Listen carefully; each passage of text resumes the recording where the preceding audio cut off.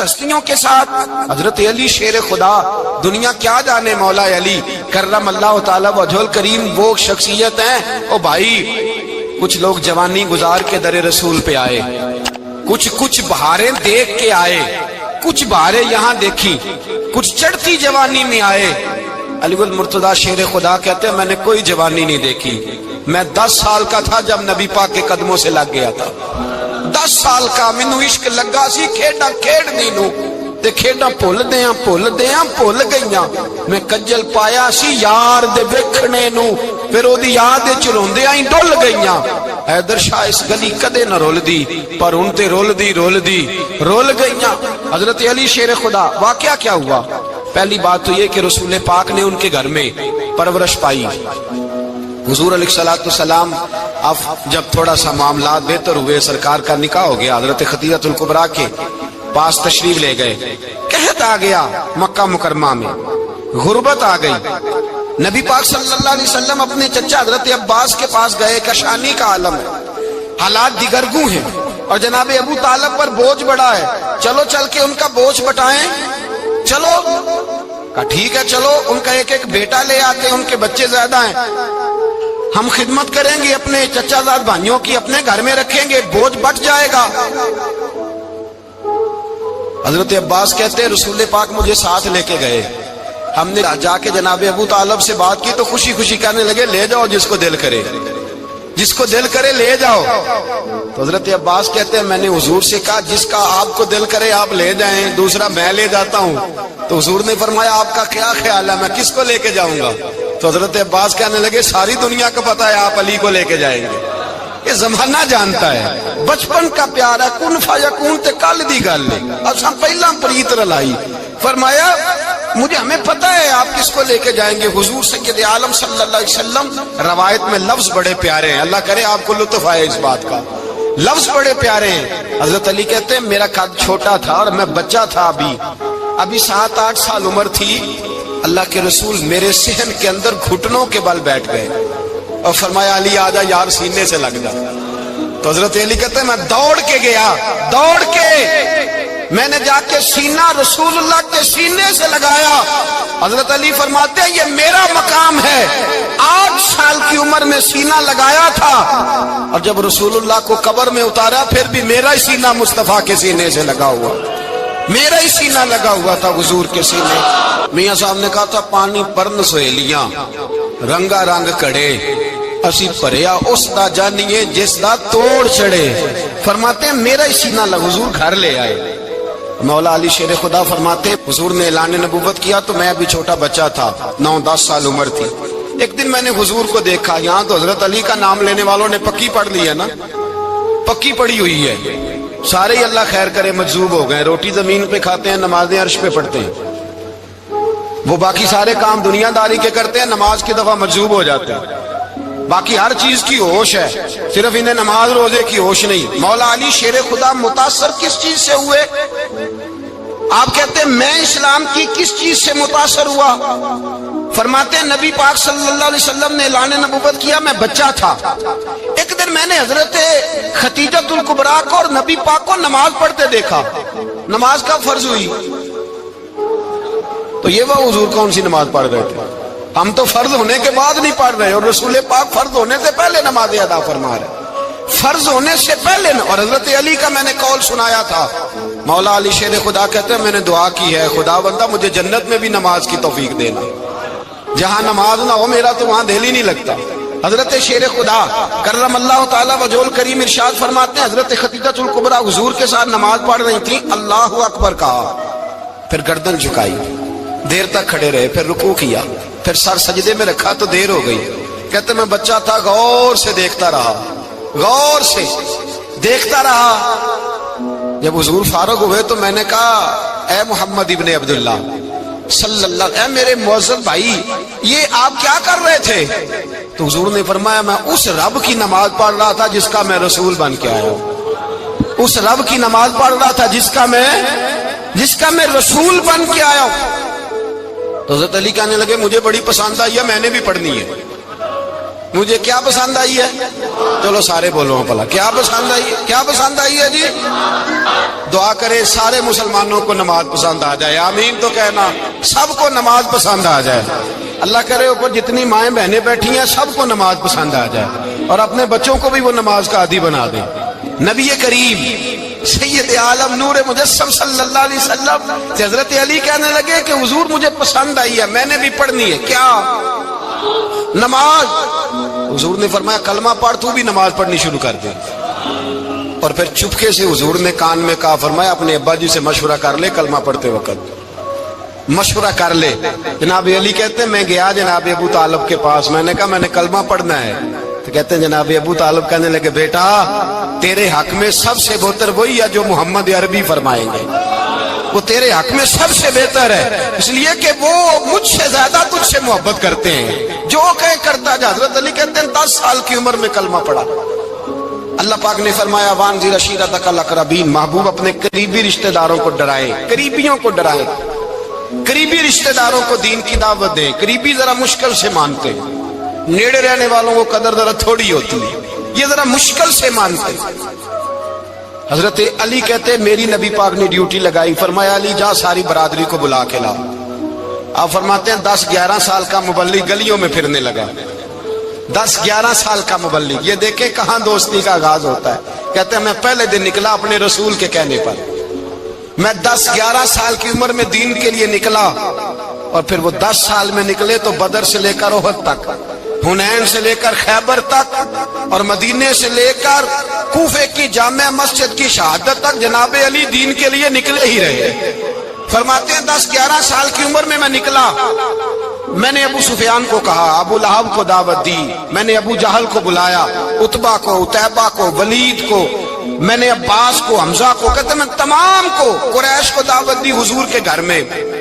نبی پاک نے کھانا کھلایا، اور کھانا کھلا کے نا تو حضور نے نظر ڈالی، فرمایا میری برادری والوں، میرے چچاؤ، میرے عزیزوں، اس لیے بلایا ہے کہ میں اللہ کا رسول بن کے آیا ہوں، میں نے ساری دنیا کو لا الہ الا اللہ کا پیغام دینا ہے، میری مدد کرو، میرے ساتھ چلو، میرے ساتھ تعاون کرو، آؤ نکلو چلے، اٹھو میرے ساتھ۔ کہتے کھانا کھاتے وقت تو گفتگو سارے کر رہے تھے، اس وقت تو پرجوش تھے، چوری کھانے وقت تو سارے تیار تھے، جب کہا خون دینے کی باری آئی ہے تو چپ کر گئے، خون دینے کی باری آئی ہے تو چپ کر گئے، جسے زندگی ہو پیاری وہ یہیں سے لوٹ جائے، میرے قافلے میں شامل کوئی کم ظرف نہیں ہے، کہا چلو میرے ساتھ اٹھو۔ تو حضرت علی کہتے ہیں حضور ایک ایک کا چہرہ دیکھتے، ایک ایک کو پکارتے، تو چل، پر کوئی آواز نہ دیتا۔ کہتے جب میں نے حضور کے چہرے پر ہلکی سی پریشانی دیکھی، مولا علی عمر 10 سال 9 سال، کہتے میں نے ہلکی سی پریشانی دیکھی تو میں کھجور کھا رہا تھا، میری نظر پڑی تو میں نے کھجور بھی پوری نہ کی، میں پیچھے بیٹھا تھا، بچہ جو تھا پیچھے بیٹھا تھا، پیچھے۔ کہتے مجھ سے رہا نہ گیا، میں اٹھا، قد پہلے چھوٹا تھا، عمر تھوڑی تھی، میں نے ایڑیاں اٹھا لی، پنجوں کے بل کھڑا ہو گیا، اور یوں دونوں ہاتھ فضا میں بلند کر کے کہا، میں نے کہا یا رسول اللہ یہ نہیں چلتے تو نہ چلے، انا حافظو کا یا رسول اللہ، انا ناصرو کا یا رسول اللہ۔ حضور آپ میدان میں نکلے، جہاں بھی ضرورت پڑے گی علی آپ کی حفاظت کرے گا، حضور آپ میدان میں نکلے، دین کو جہاں بھی ضرورت پڑے گی علی اکیلا آپ کی مدد کرے گا، آپ نکلیے۔ حضرت علی فرماتے 10 سال کی عمر میں میں اپنے رسول کے ساتھ نکلا۔ آج بڑی بڑی کوٹھیاں ہیں پیروں کی، علماء کی، اور جو زیادہ علی علی پکارتے ہیں وہ ذکر کرنے کے زیادہ پیسے اکٹھے کرتے ہیں، وہ بیچتے پھرتے ہیں ذکر اہل بیت، بکتا پھرتا ہے، اور اس قدر زیادہ ظلم کرتے ہیں کہ اہل بیت کا نام لے کر صحابہ کرام علی رضوان پہ تان کرتے ہیں، رسول اللہ صلی اللہ علیہ وسلم کے غلاموں پہ معاذ اللہ تان کرتے ہیں۔ سنو، مرحب مقابلے میں آیا، مرحب۔ حضرت علی رضی اللہ تعالیٰ عنہ فرماتے 1000 کے مقابلے میں وہ لڑا کرتا تھا، میرے مقابلے میں آیا تو کہنے لگا بھتیجے تجھے پتہ ہے میں مرحب ہوں، میں مرحب ہوں، تجھے پتہ ہے کیسے مقابلہ کرو گے، تمہیں پتہ ہے؟ حضرت علی کہنے لگے مجھے تیرا نہیں پتا، مجھے تو اپنا پتہ ہے۔ کہا آپ کون ہے؟ فرمانے لگے انا اسد اللہ و رسولہ، مجھے پتا ہے کہ میں خدا کا بھی شیر ہوں، محمد مصطفیٰ کا بھی شیر ہوں۔ تم مقابلے میں تو آ، میدان لگے گا تو پتہ چلے گا۔ جب میدان لگا تو حضرت علی نے ایک ضرب لگائی تلوار کی، زیادہ نہیں، ایک ضرب لگائی۔ ایک ضرب لگائی تو کہتے ہیں اس کا سر بھی کاٹا، گردن بھی کاٹی، وجود بھی کاٹا، اور اتنی زور سے تلوار ماری کہ اس کے گھوڑے کے بھی 2 ٹکڑے ہو گئے۔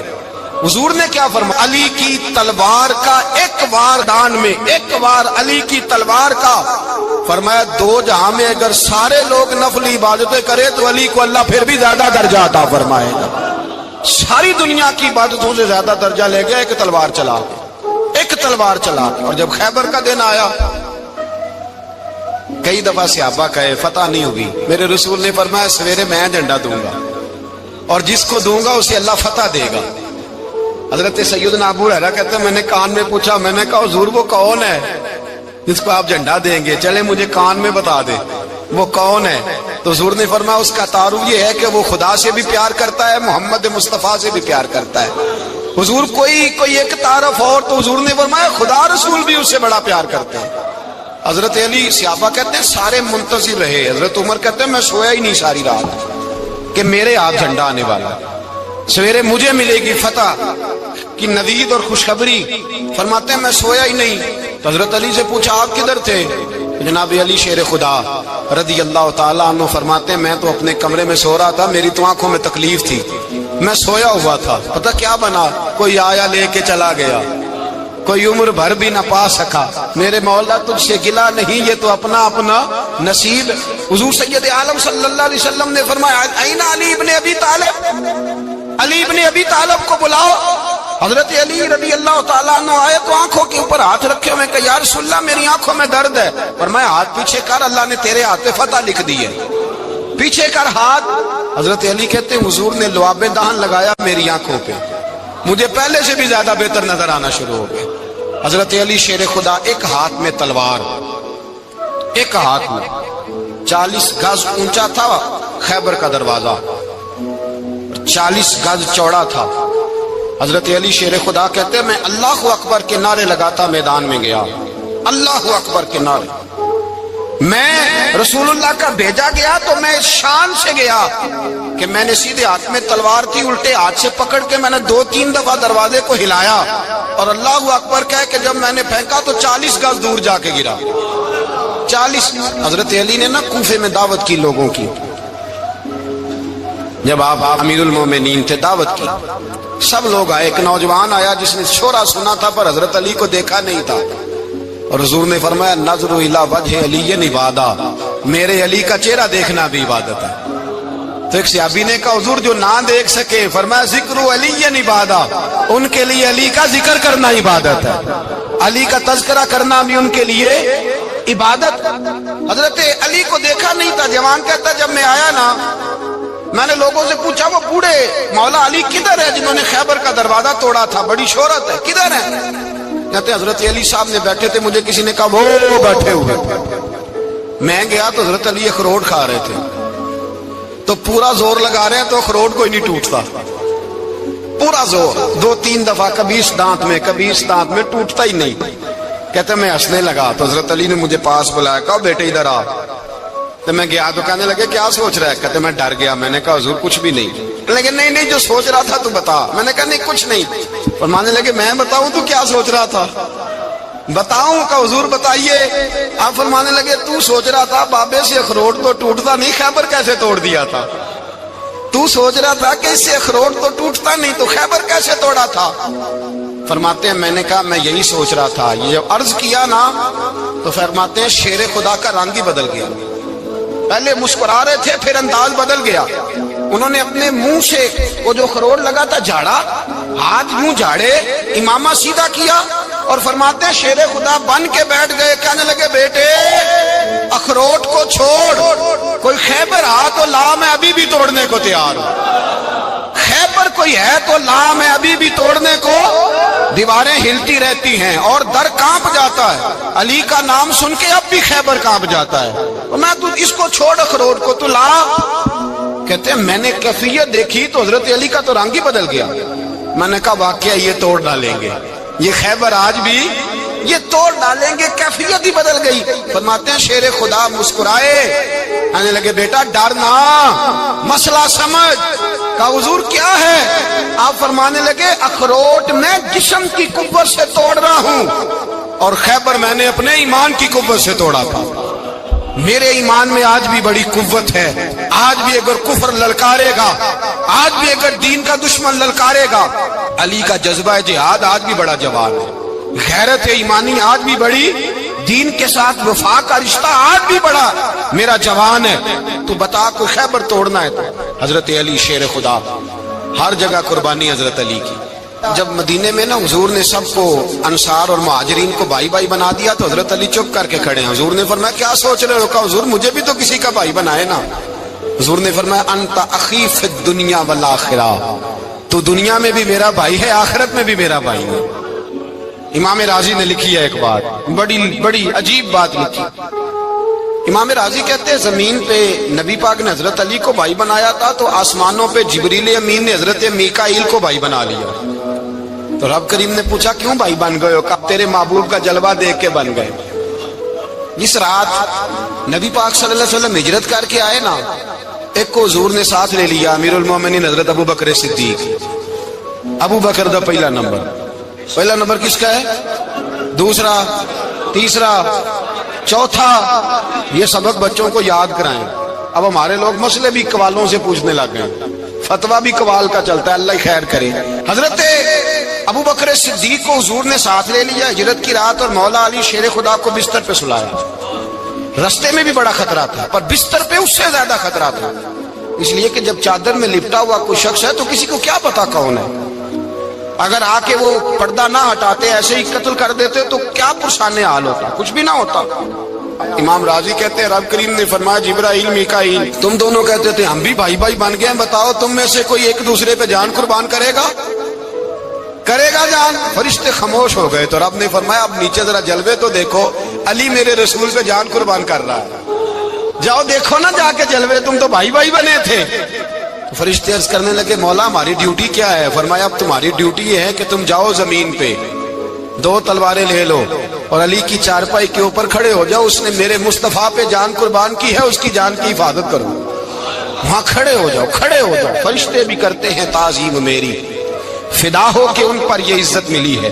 حضرت شیر خدا مولا علی ہر میدان میں اول، ہر جنگ میں پہل، السابقون السابقون اولئک المقربون۔ اللہ فرماتا ہے سبقت لینے والے سبقت لے گئے، آگے گزرنے والے آگے گزر گئے، اور یہی لوگ ہیں جنہیں رب کا قرب نصیب ہوا۔ حضرت علی نے مکان نہیں بنایا، ساری زندگی مکان نہیں بنایا، کوئی کاروبار نہیں کیا ساری عمر۔ اب اس پہلو پہ بھی ذرا غور کریں، حضرت علی رضی اللہ تعالیٰ انہوں نے کوئی بینک بیلنس نہیں بنایا۔ صحابہ کرام علیہم رضوان فرماتے ہیں بڑے بڑے رشتے آئے سیدہ فاطمہ کے لیے، بڑے بڑے امیر کبیر لوگوں، حضور نے فرمایا میں رب کے فیصلے کا انتظار کر رہا ہوں۔ ایک دن تینوں یار ان لوگوں کا خلوص دیکھے مولا علی کے ساتھ، حضرت ابو بکر، حضرت عمر، حضرت عثمان۔ حضرت علی ایک یہودی کے باغ میں مزدوری کر رہے تھے تو وہاں گئے اور جا کے کہا علی تو حضور سے سیدہ فاطمہ کا رشتہ کیوں نہیں طلب کرتا؟ تو حضرت علی کہنے لگے بھائیو نہ مکان ہے، نہ گھر ہے، نہ کچھ ہے، رشتہ کیسے مانگ لوں؟ کہا تو جا تو صحیح، ہمیں تو لگتا ہے رسول پاک تیرا انتظار کر رہے ہیں۔ مولا علی شیر خدا کہتے ہیں میں گیا اور جب میں حضور کی بارگاہ میں گیا تو انہوں نے مجھے یار تھے نا، تیار کر کے بھیجا، مجھے لفظ بھی سکھائے کیا کہنے ہیں، لیکن جب میں وہاں پہنچا نا تو میرے اندر طاقت ہی ختم ہو گئی بولنے کی۔ سلام لے کے تو حضور کے پاس بیٹھ گیا، حضور نے فرمایا علی کیسے آئے ہو؟ تو میں خاموش، پھر پوچھا کیسے آئے ہو؟ میں خاموش، پھر پوچھا کیسے آئے ہو؟ میں خاموش۔ کہتے دلوں کا حال جاننے والے رسول نے فرمایا علی فاطمہ کے لیے آئے ہو؟ فاطمہ کے لیے آئے ہو؟ تو حضرت علی کہتے ہیں میرا جواب بڑا نرالا ہے، میں نے کہا حضور وہ تینوں میرے پاس باغ میں گئے تھے، وہ تینوں گئے تھے، مجھے انہوں نے بھیجا ہے۔ کہتے ہیں رسول پاک مسکرا دیے، فرمایا علی انہوں نے نہیں تجھے بھیجا، رب کریم نے فاطمہ کا تیرے ساتھ نکاح کر دیا ہے، تیرے لیے فیصلہ ہو گیا ہے فاطمہ کا، تیرے حق میں فیصلہ ہو گیا۔ حضرت علی سیدہ فاطمہ کو بیاہ کے لے گئے تو حضرت زید بن حارثہ کے مکان میں، کوئی مکان نہیں، او بھائی تو دولت دیکھ کے بیٹی کی شادی کرتا ہے، سرمایہ دیکھ کے پھر دعا کراتا ہے، دعا کریں اللہ میرے داماد کو ہدایت دے دے۔ میرے رسول نے بیٹی کی شادی کی تقوی دیکھ کے، پرہیزگاری دیکھ کے، دینداری دیکھ کے اس شخص کو بیٹی دی جو السابقون السابقون کے درجے میں شامل، جو ان الذین آمنوا وعملوا الصالحات اولئک هم خیر البریہ کے درجے میں شامل، ان کو اپنی بیٹی دی۔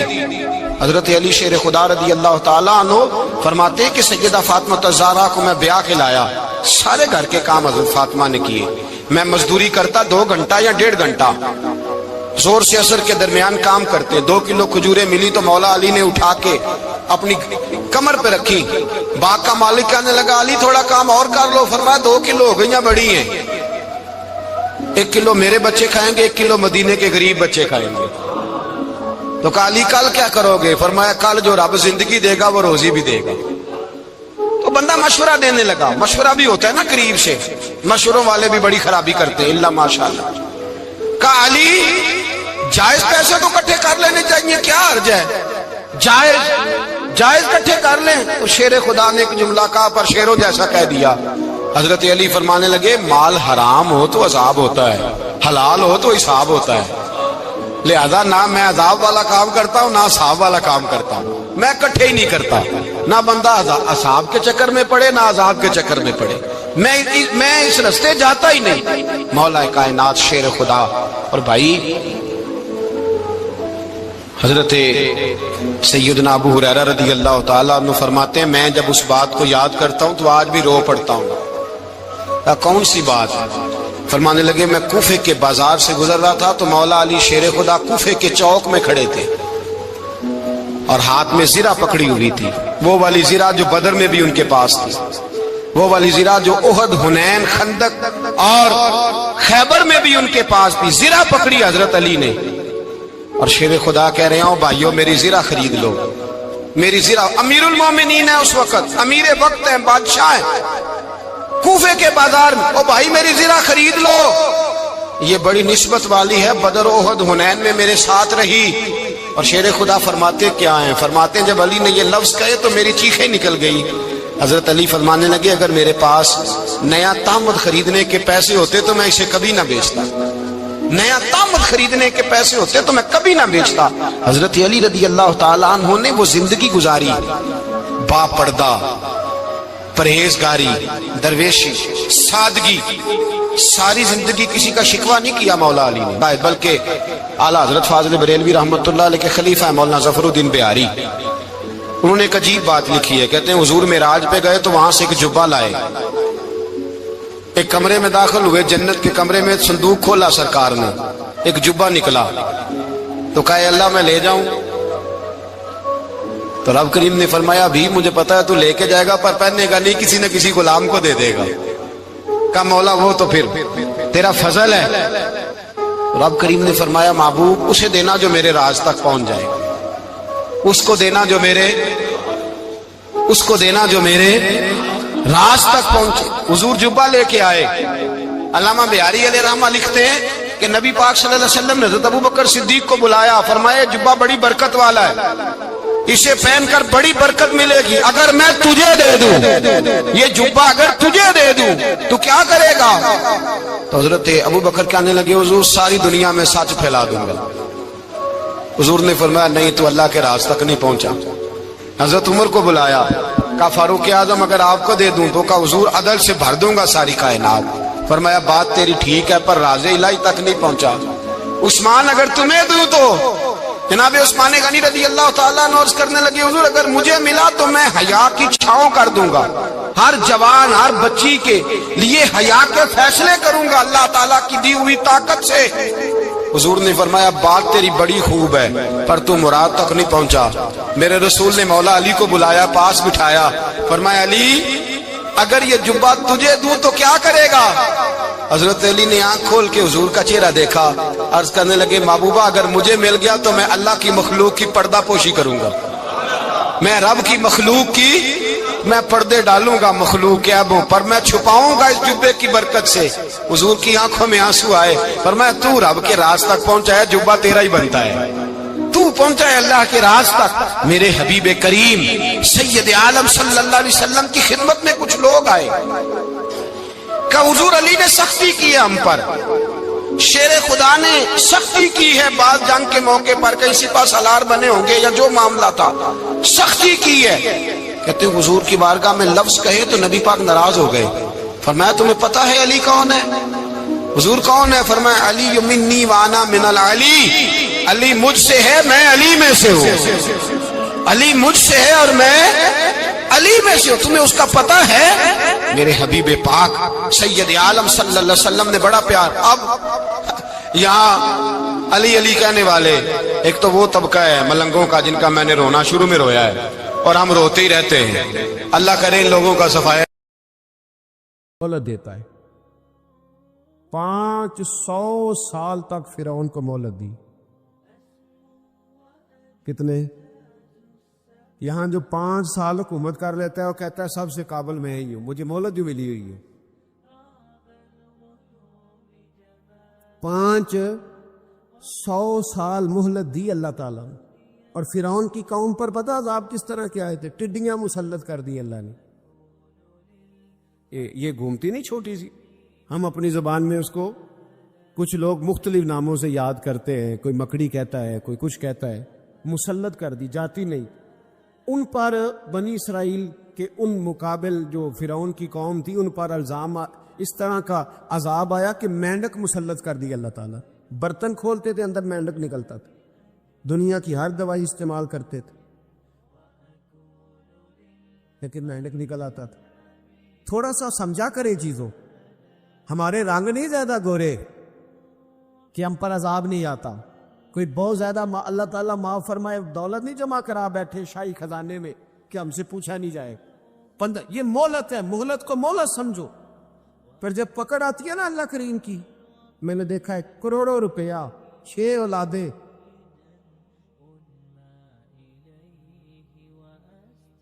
ایک شخص کے بچے باہر سے آ رہے تھے، وہ بندہ بیمار تھا، مجھے کہنے لگا حضرت جی دعا کریں میں ان کے آنے سے پہلے پہلے مر جاؤں ورنہ آ کے مجھے مار دیں گے، دعا کریں۔ اتنی بے سکونی، کروڑوں روپیہ پڑا ہے تو یہ عذاب نہیں؟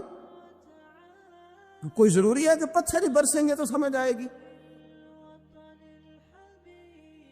یہ جو سگا بیٹا بوڑھے باپ کے قریب سے گزر جاتا ہے سلام نہیں لیتا تو اس کو عذاب نہیں سمجھتے؟ یہ معمولی بات ہے؟ نہیں ہمارے رنگ ہو رہے ہیں، ہم بڑے سمارٹ ہیں۔ 1500 سال مہلت دی نوح علیہ السلام کی قوم کو۔ کتنے سال؟ بول کے بتائیے، بول کے دوبارہ بولیے۔ 1500 سال۔ کوئی آدمی اپنی سمارٹنس پہ خوش نہ ہو جائے کہ 20 سال ہو گئے میں تو نافرمانی بھی کر رہا ہوں، روٹی بھی پک رہی ہے، میں تو حرام بھی کھا رہا ہوں، پھر بھی سب ٹھیک ہے۔ 1500 سال مہلت دی۔ پھر حضرت نوح کہنے لگے اللہ میں نے تو بڑا سمجھایا، اللہ ہی باز آتے۔ تو رب کریم نے فرمایا کشتی بناؤ۔ اللہ کے پیغمبر کشتی بنانے لگے تو قوم مذاق اڑانے لگ گئی۔ اب کیا کرنے لگے ہو؟ اب کشتی بنانے لگے ہو، خیر تو ہے، قوم مذاق اڑا رہی ہے حضرت نوح علیہ السلام کا۔ آپ نے کشتی بنائی، پانی کہاں سے نکلا؟ نہ بارشیں ہوئی نہ سیلاب آئے، ایک تندور تھا اس کے اندر سے پانی نکلنا شروع ہو۔ کبھی تندور سے بھی پانی نکلا ہے، پر جب نکالنے والا چاہتا ہے تو وہاں سے بھی ایک تندور سے پانی نکلا، اتنا نکلا اتنا نکلا اتنا نکلا کہ قوم ساری ڈوب گئی۔ قرآن مجید کے صفحات شہادت دیں گے کہ حضرت نوح کی قوم کا بچہ بچہ بہہ گیا، بچے صرف وہ تھے جو حضرت نوح کے ساتھ ہو گئے، تباہ ہو گئی۔ اللہ بے نیاز ہے، بے نیاز۔ 1500 سال مہلت ملے اور تو پھر بھی کہے رب بڑا کریم ہے معاف کر دے گا۔ 1500 سال تجھے گنجائش دے اور تو کہے کوئی نہیں بات، معافی ملنی چاہیے ابھی بھی۔ میرے بھائی، حضرت صالح علیہ السلام کی قوم، حضرت صالح نے تبلیغ شروع کی تو کہنے لگے پہلے معجزہ دکھاؤ۔ جی آج تو نہ لوگ معجزے مانگتے